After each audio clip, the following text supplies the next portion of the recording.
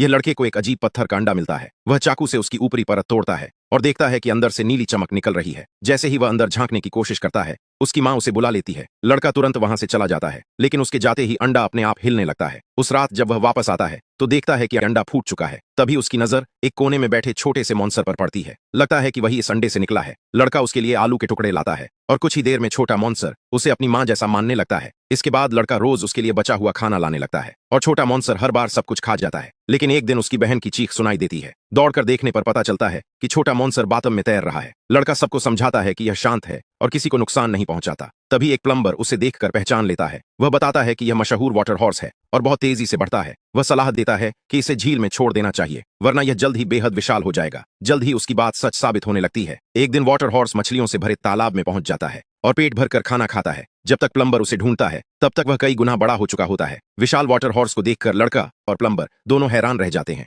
अब उसे छिपाकर रखना संभव नहीं था, इसलिए प्लम्बर ट्रक में उसे लेकर झील तक जाता है। लेकिन वाटर हॉर्स लड़के को छोड़ना नहीं चाहता और पानी में जाने से भी मना कर देता है। आखिर में प्लम्बर आलू दिखाकर उसे पानी में उतारने में सफल हो जाता है। कुछ दिनों बाद दो बूढ़े आदमी झील में मछली पकड़ रहे होते हैं। अचानक उनके कांटे में कुछ भारी फंस जाता है। अगले ही पल विशाल वाटर हॉर्स दिखाई देता है और उनकी छोटी नाव को तेजी से खींचने लगता है। हालात बिगड़ते देख वे डोरी काटकर किसी तरह अपनी जान बचाते हैं। एक दिन लड़का अपने पुराने दोस्त को ढूंढने झील में जाता है। अब वाटर हॉर्स पहले से भी ज्यादा बड़ा हो चुका होता है। वह लड़के को अपनी पीठ पर बैठाकर पूरे झील का शानदार सफर कराता है। पानी के ऊपर दौड़ता है और ऊंची छलांगे लगाता है। दोनों साथ में खूब मस्ती करते हैं। लेकिन उनकी यह मुलाकात एक सैनिक देख लेता है।